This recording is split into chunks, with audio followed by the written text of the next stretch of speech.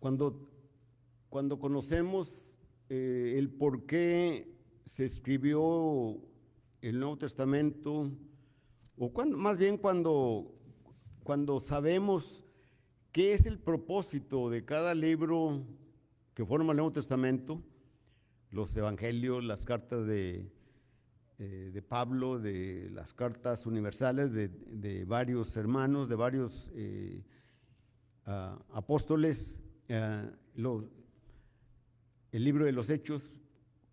Cuando miramos todo eso y lo entendemos, podemos comprender cuál debe ser nuestra actitud hacia los que nos rodean y sobre todo hacia Dios y sobre uno mismo. Por ejemplo, el Evangelio de Juan, allí miramos nosotros que Juan dice explícitamente el propósito de por qué escribió el cuarto evangelio. Cuando leemos Juan, el capítulo 20, versículos 30 y 31, leemos allí hablando acerca de las cosas milagrosas que había hecho el Señor, las señales y todos los prodigios, y escribe el apóstol Juan y diciendo: hizo además el Señor Jesús muchas otras señales en presencia de sus discípulos que no están escritas en este libro, pero las que están escritas para que creáis en Él y para que creyendo tengáis vida eterna. Ese es el propósito primordial del Evangelio de Juan, para creer en Jesucristo, para que por medio de ese creer en Jesucristo y en su obediencia, por supuesto, tengamos vida eterna. Cuando miramos una de esas señales, ¿verdad? Juan menciona una señal y la repite como unas 2 o 3 veces, y se trata acerca de la percepción que tenía el Señor con respecto de los que estaban en derredor de él. Por ejemplo, cuando allá en el capítulo 1 y versículo 47, ¿verdad? Jesús se acerca a Natanael y él dice: he aquí un verdadero israelita en el cual no hay engaño. Anteriormente, Natanael había dicho: de Nazaret puede venir algo bueno, cuando le dijeron que habían hallado al Cristo, ¿verdad? Y ahora el Señor le está diciendo esto, y él se queda asombrado y le dice: ¿de dónde me conoces? Y el Señor le responde: ayer que te vi bajo la higuera, ¿verdad? Entonces, Natanael acepta a Jesucristo. ¿Qué es lo que vio nuestro Señor en Natanael? Bueno, probablemente haya visto cuando estaba debajo de la higuera,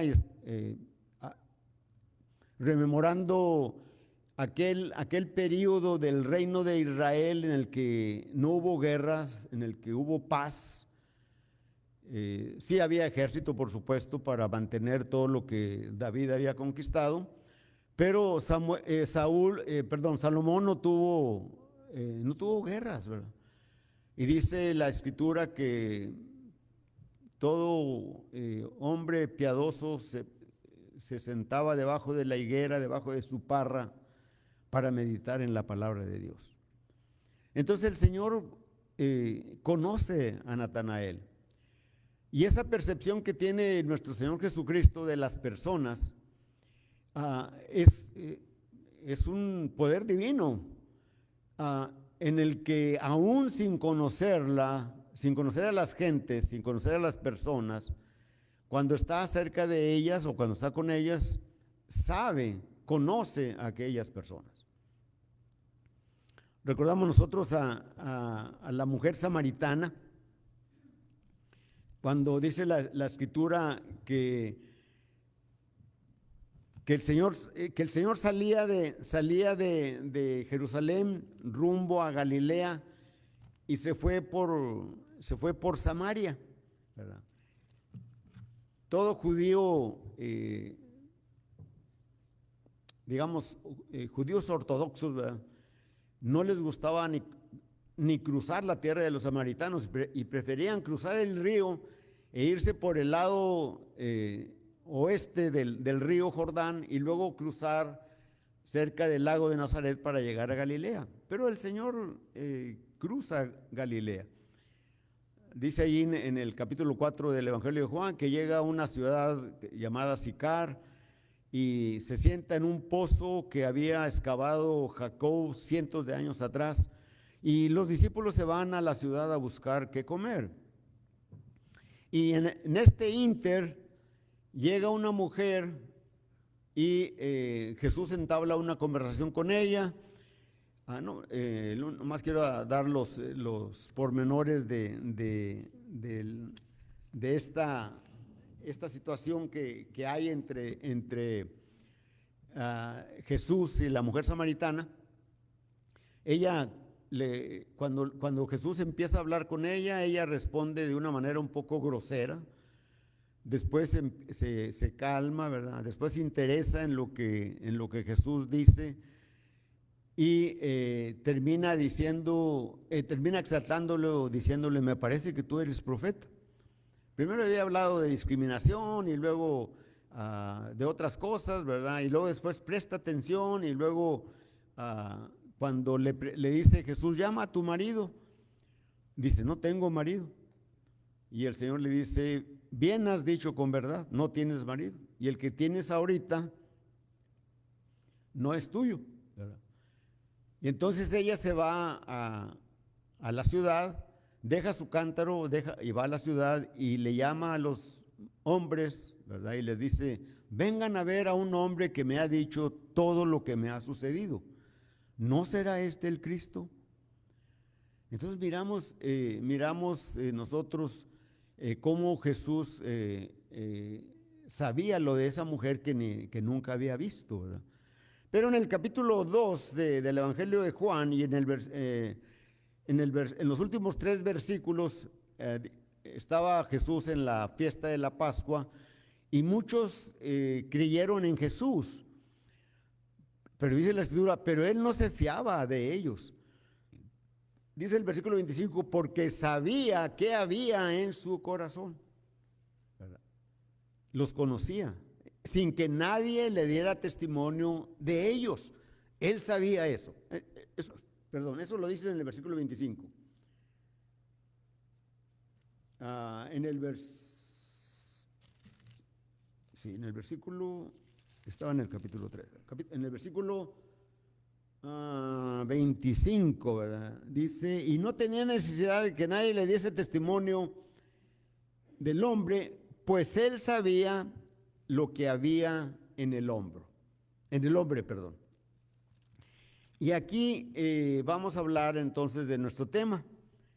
Y lo vamos a hablar en la lección de esta mañana acerca del Evangelio de Juan, capítulo 3 y versículo 1, del versículo al 10.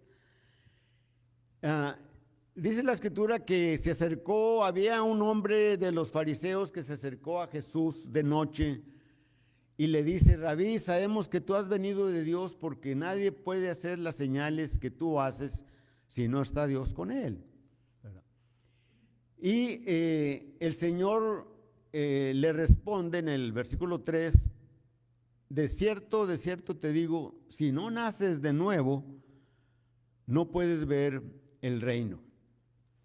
Si nos fijamos nosotros en el discurso con el cual recibe Nicodemo a Jesús, no habló nada del reino. ¿Y por qué el Señor le contesta acerca del reino? Porque en lo más recóndito del alma de Nicodemo y de todo judío religioso permanecía el pensamiento del reino. Es decir, sabían y esperaban el reino mesiánico. Y estaba eso escondido dentro de él, como sin aflorar, sin salir hacia afuera, sin salir para que el Señor se enterase, pero Jesús sabía lo que había en el corazón de aquella persona. Y por eso le habla del reino. Pero hablemos o pensemos más bien o preguntémonos, ¿qué sabemos de Nicodemo? Bueno, aquí está diciendo que es un principal entre los judíos. ¿Verdad? Es un principal entre los judíos. No lo dice directamente aquí, ¿verdad? Pero él es miembro del Sanedrín. De acuerdo con el capítulo 7, los últimos versículos del 45 al 52, los judíos, las autoridades judías han mandado alguaciles para prender a Jesús, y cuando llegan con él, se quedan oyéndolo y viendo a la multitud y demás, y se regresan. Llegan con las autoridades y les dicen, ¿qué pasó? ¿No lo traen?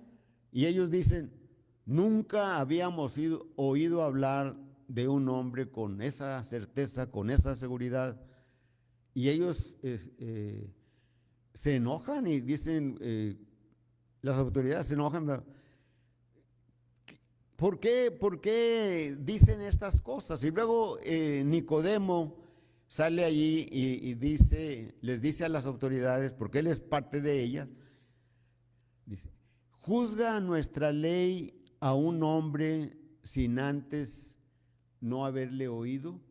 Es decir, Nicodemo se pone de parte de Jesús, ¿verdad?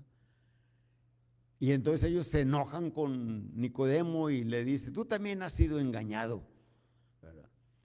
Bien, entonces miramos lo que Juan capítulo 2, versículo 25 nos dice, que el Señor conocía el corazón del hombre y que no tenía necesidad de que nadie le diese testimonio de ellos.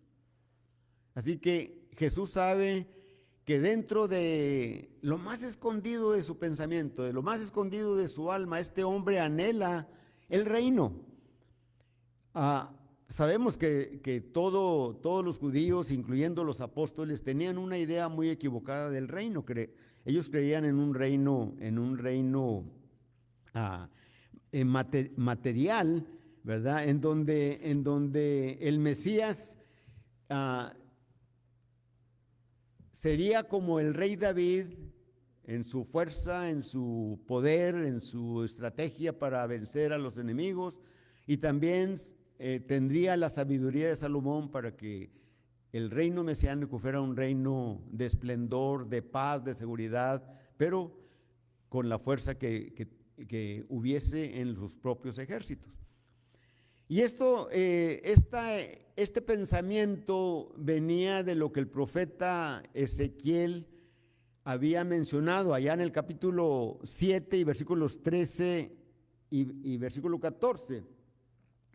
El profeta dice, miraba yo en la visión de la noche, y he aquí con las nubes del cielo venía uno como un hijo de hombre, que vino hasta el anciano de días, y cuando estaba con él, le hicieron acercarse con él, y le fue dado, dice, dominio, gloria y reino, para que todos los pueblos, todas las naciones y lenguas le sirvieran.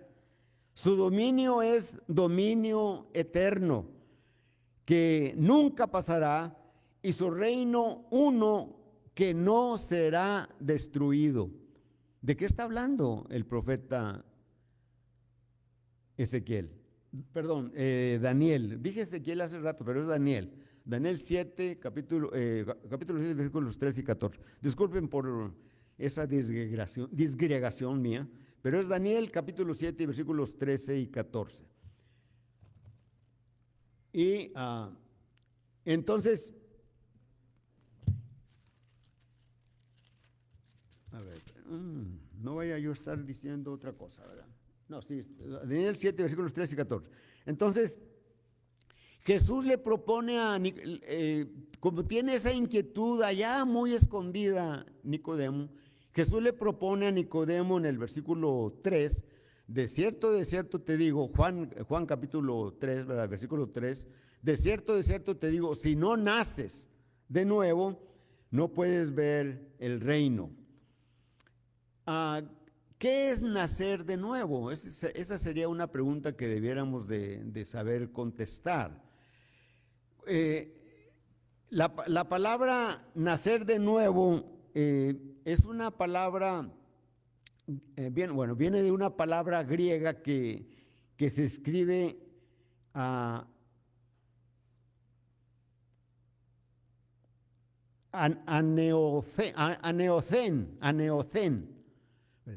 aneocén, y significa, tiene dos significados: nacer otra vez, pero también significa nacer de arriba, nacer de lo alto, nacer de Dios. En el capítulo, aquí en este mismo capítulo 3 y versículo 18, versículo 31, más bien, Juan 3, versículo 31, leemos allí, el que de arriba viene, ¿verdad? Pero cuando vamos al texto original, el griego, viene esa palabra, anocén, el que de arriba viene, ¿verdad? Entonces, el Señor le está diciendo a Nicodemo, ¿verdad? Y él entiende mal, ¿verdad? Para él es un absurdo lo que había dicho el Señor. En el versículo 4 de Juan 3, Nicodemo dice, ¿cómo puede un hombre nacer siendo viejo? ¿Puede acaso entrar por segunda vez en el vientre de su madre y nacer? Es como, pareciera que Nicodemo está tratando de demostrar que el Señor pronunció algo falso, ¿verdad? Pero Jesús está dando una afirmación. Para pertenecer a ese reino, ¿verdad? Hay que nacer de nuevo. Hay que nacer de nuevo. Y el Señor es como si le dijera, si no puedes ver el reino, ¿verdad?, mucho menos puedes entrar. Entonces, en el versículo 4 le está diciendo Nicodemo esto al Señor. ¿Cómo puede un hombre viejo nacer? ¿Cómo puede un hombre viejo nacer siendo viejo? ¿Acaso puede entrar en el vientre de su madre y nacer? ¿Verdad? Y Jesús le dice en el versículo 5, de cierto te digo, si no naces de agua y del Espíritu, no puedes entrar en el reino. El Señor pone dos cosas básicas, fundamentales, y las une. Dice, de cierto te digo, si no naces, pone dos elementos, agua y espíritu, pero las une con la I. Si no naces del agua y del espíritu, no puedes entrar en el reino. En el versículo 6, el Señor le dice, lo que es nacido de la carne, porque Nicodemo no entiende, ¿verdad?, pero está diciéndole, el Señor lo aclara, lo que es nacido de la carne, carne es, y lo que es nacido del espíritu, espíritu es, ¿verdad? No te maravilles, dice el versículo 7, de que te dije, os es necesario nacer de nuevo. Y luego para abrir el entendimiento de Nicodemo, el Señor le pone el ejemplo del viento. Y viento en griego se pronuncia, bueno, no sé si sea la pronunciación correcta o no, ¿verdad?, pero es neuma, ¿verdad? Y espíritu es neuma, ¿verdad? Entonces el Señor le está diciendo, tú no puedes saber de dónde viene el viento. Y además de que no puedes saber de dónde viene el viento, no sabes cómo se origina. pero sí sabes que hay viento, porque, ¿por qué podemos saber? ¿Por qué puede saber el hombre que hay viento? Por los efectos, por lo que produce el viento. ¿Y qué es lo que produce el viento? Bueno, produce ruido, ¿verdad? Produce ruido, pero produce también el movimiento de las hojas y las ramas en los árboles. Produce que se arrastre el polvo sobre la tierra. Produce que se mueva, si estamos en una casa y está la ventana abierta y hay cortinas, las cortinas se van a mover y se van a mover por el viento, ¿verdad? Y el viento, pues, es algo que el sabio Salomón, en el capítulo 11 y versículo 5, dice: como tú no sabes cuál es el camino del viento, o cómo crecen los huesos en el vientre de la madre, así ignoras la obra de Dios, el cual hace todas las cosas. Entonces, lo que el Señor le está diciendo, ¿verdad?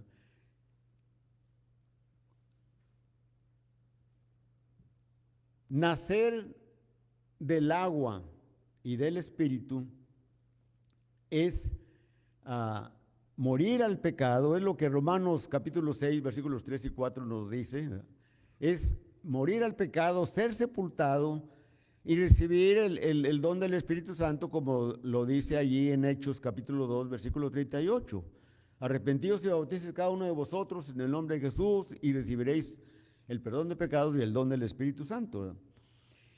Pero no podemos ver el Espíritu, pero sí podemos ver los efectos que causa el Espíritu en las personas. La persona, es decir, lo mismo ocurre con el Espíritu Santo, ¿verdad? En el que se realiza esa unión del agua y del Espíritu, esa persona tiene conciencia de su transformación que se opera en él y lo comprueba con sus efectos. ¿Cuáles pudieran ser esos efectos? Bueno, la actitud que tenemos siempre en la vida, la conducta, el lenguaje, la perspectiva de la vida, cómo hablamos, cómo nos portamos con los demás, cómo cambiamos. ¿Por qué? ¿Por qué cambiamos?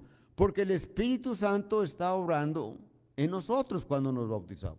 El don del Espíritu Santo hace ese efecto en la persona que nace de nuevo. Cuando la gente no comprende esto, como en el caso de Nicodemo, ¿verdad? ¿Cómo puede ser esto?, le pregunta a Jesús. ¿Cómo puede ser esto? Y el Señor le dice: tú eres maestro de los judíos, en Juan capítulo 3 y versículo 10, dice: y no conoces estas cosas. Tú eres maestro de los judíos. Allá ahora sí, en Ezequiel capítulo 36 y versículos 25, 26 y 27, dice la escritura, el profeta dice: esparciré sobre vosotros agua limpia y seréis limpiados de todas vuestras inmundicias y de todos vuestros ídolos os limpiaré. Dice: os daré corazón nuevo y pondré espíritu nuevo dentro de vosotros. Y quitaré de vuestra carne el corazón de piedra, y os daré un corazón de carne, y pondré dentro de vosotros mi espíritu, y haré que andéis en mis estatutos, y guardes mis preceptos, y los pongáis por obra. Eso fue lo que dijo el profeta Ezequiel. Y es lo que le dice el Señor a Nicodemo. El Señor le está dándole esta enseñanza a Nicodemo, que esa es nuestra lección de esta mañana, ¿verdad? Y Nicodemo debe de entenderla. Y el hombre hoy debe de entenderla. Si no nacemos, si no naces tú, ¿verdad? Que probablemente me escuches en este momento por las redes sociales o quizás lo oigas en otra ocasión, ¿verdad? Si no naces de nuevo, no puedes entrar en el reino. No puedes entrar en el reino. Si no crees estas cosas, no puedes ver el reino.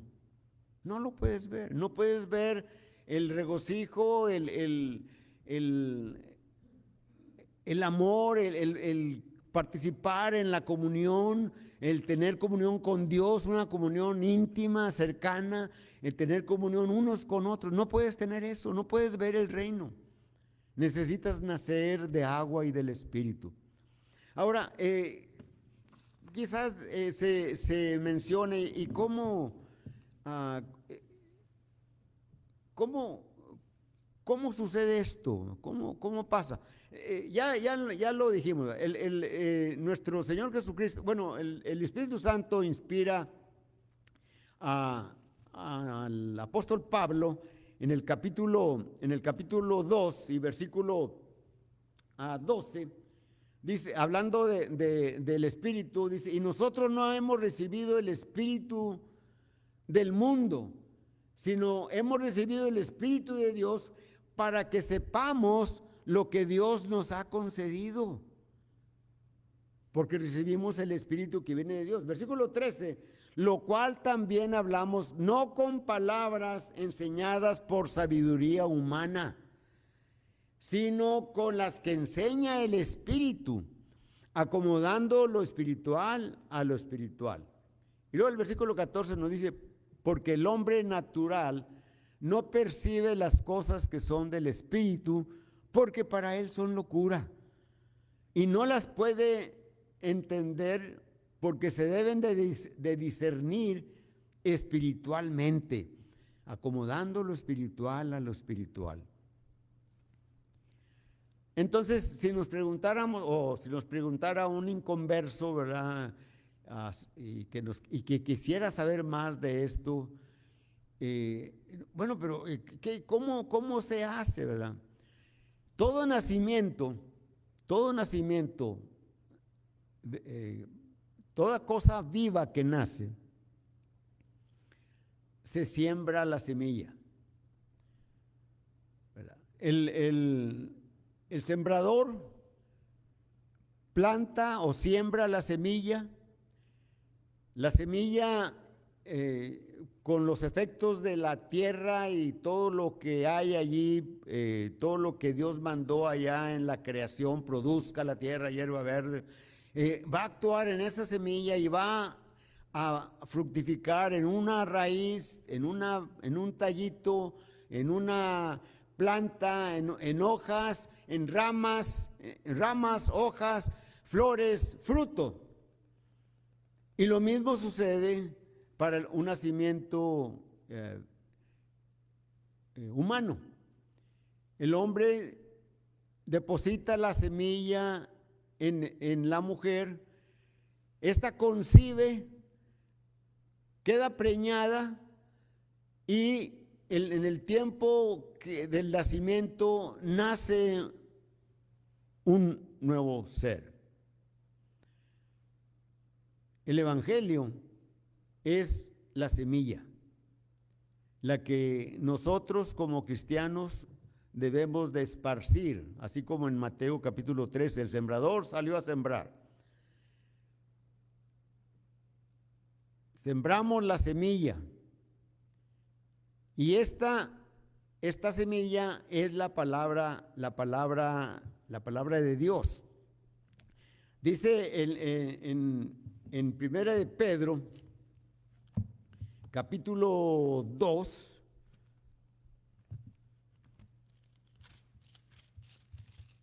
Primera de Pedro, capítulo 2, y versículos 22 y 23, me parece, ¿verdad? Vamos a ver.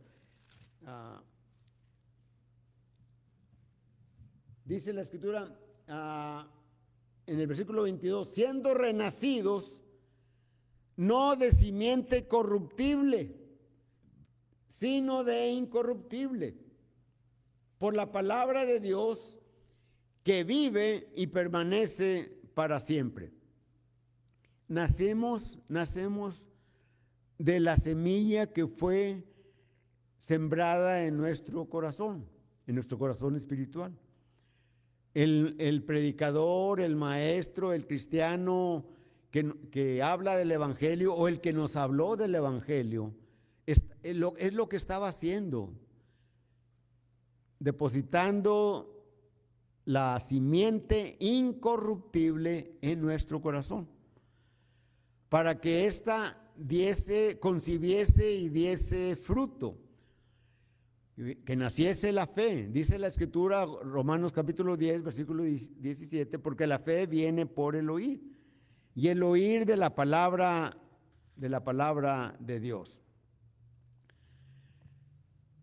Y en Santiago capítulo 1 y versículo 18, dice la Escritura, Él de su voluntad nos hizo nacer por la palabra de verdad, para que seamos primicias de sus criaturas. Entonces encontramos esto. El evangelio es la semilla. El evangelio es la semilla incorruptible que se siembra en el corazón y la cual concibe a una persona para que confiese que Jesucristo es el Hijo de Dios y se bautice. Cuando en Pentecostés aquella multitud, aquella muchedumbre de gente que conocían las Escrituras, es decir, conocían el Antiguo Testamento, tenían esa idea. Cuando estaban allí en Jerusalén, habían sido testigos de la crucifixión de Jesucristo. Muchos lo habían oído hablar, otros, alguien les había mencionado las enseñanzas de Jesús, y en ese Pentecostés, 50 días después de que Jesucristo hubiese sido muerto en la cruz, el Señor había resucitado al tercer día, y por 40 días había aparecido a los apóstoles y a muchas gentes. Y luego en una semana antes de ascender a los cielos, los apóstoles les preguntan a Jesús: Señor, ¿restituirás el reino de Israel en este tiempo? Está hablando del reino de Israel, es decir, la iglesia, el reino sería establecido. Y el Señor le dice: no os toca a vosotros saber los tiempos y las sazones que el Señor ha puesto en su sola potestad. Hechos capítulo 1, versículo 8 y versículo 9 y 10. Dice: mas me seréis testigos en Jerusalén, en Judea, en Samaria y hasta lo último de la tierra. Luego el Señor es llevado al cielo, y los apóstoles están mirándolo, que va desapareciendo hasta que desaparece tras unas nubes, y unos ángeles que están ahí con los apóstoles les dice: varones galileos, ¿qué estáis viendo? A este Jesús que habéis visto subir al cielo, así también vendrá. Y el Señor está enseñándole, regresando a Nicodemo, le está enseñando ese nuevo nacimiento, que no solamente él, sino todo el mundo debe de participar, ¿verdad? Por eso Juan dice: hizo el Señor estas señales en presencia de sus discípulos para que creáis que Jesús es el Cristo, el Hijo de Dios, y para que creyendo en Él tengáis vida en su nombre. Entonces, ¿qué es lo que tenemos que hacer? Bueno, ya lo hicimos muchos de los que estamos aquí en esta mañana. Faltan algunos poquitos, ¿verdad?, que no han no ha fructificado la semilla del Evangelio en el corazón de ellos. Pero allí está, y el Espíritu está obrando en las personas para que vengan con valentía y digan: creo que Jesucristo es el Hijo de Dios, me arrepiento de mis pecados y quiero ser bautizado. Es decir, morir al pecado para ser sepultado y salir de las aguas con el perdón de pecados y el don del Espíritu Santo, que es las palabras que dijo el profeta Ezequiel allá en el capítulo 36, versículo 25 hasta el versículo 27 que leímos hace unos momentos, ¿verdad? Entonces, la palabra es el Evangelio, ¿verdad? Ese Evangelio es la semilla, y esa semilla es la que se siembra en el corazón. ¿Y cómo sucede esto? Bueno, el Señor Jesús, bueno, el Señor Jesús vino a este mundo, a su ministerio, a su obra. Dice en el capítulo 1 de Juan, versículo 11, a lo suyo vino y los suyos no le recibieron. Versículo 12, más a los que le recibieron les dio potestad de ser hechos hijos de Dios. Y el versículo 13 nos dice: y esto no de voluntad de carne, no de voluntad de sangre, sino de Dios. El nacimiento es de arriba, el nacimiento viene de arriba. Por eso el Señor Jesucristo le hace esa proposición a Nicodemo: si no naces de agua y del Espíritu, no puedes ver, no puedes entrar en el reino de Dios. Así que terminamos con esta cita. Hay muchas citas que podemos hablar y mencionar acerca del Evangelio, el poder del Evangelio. Romanos capítulo 1 y versículo 16 y 17. El Evangelio es poder de Dios para salvación a todo aquel que cree, al judío primeramente y después al griego. Y Pablo dice que el Evangelio, allá en 1 Corintios capítulo 15, versículos del 1 al 4, viene siendo la muerte, la sepultura y la resurrección de Jesucristo. Y el hombre cumple esto cuando se bautiza. Allá lo miramos en Romanos capítulo 6, versículos 3, 4 y 5 y 6, ¿verdad? Cuando dice: ¿o no sabéis que todos los que hemos sido bautizados en Cristo Jesús hemos sido bautizados en su muerte? Y dice el versículo 5, o el 4, porque somos sepultados juntamente con Él, ¿verdad?, a muerte por el bautismo, a fin de que como Cristo Jesús resucitó de los muertos, así también nosotros andemos en vida nueva, hayamos nacido de nuevo. El Evangelio es la invitación que hace Dios al hombre. Constantemente está la palabra de Dios invitándote. Tú tomas la decisión, pero cantamos un himno y vamos a cantar el himno 175. Himno 175. Haz lo que quieras, primera, segunda y última estrofa.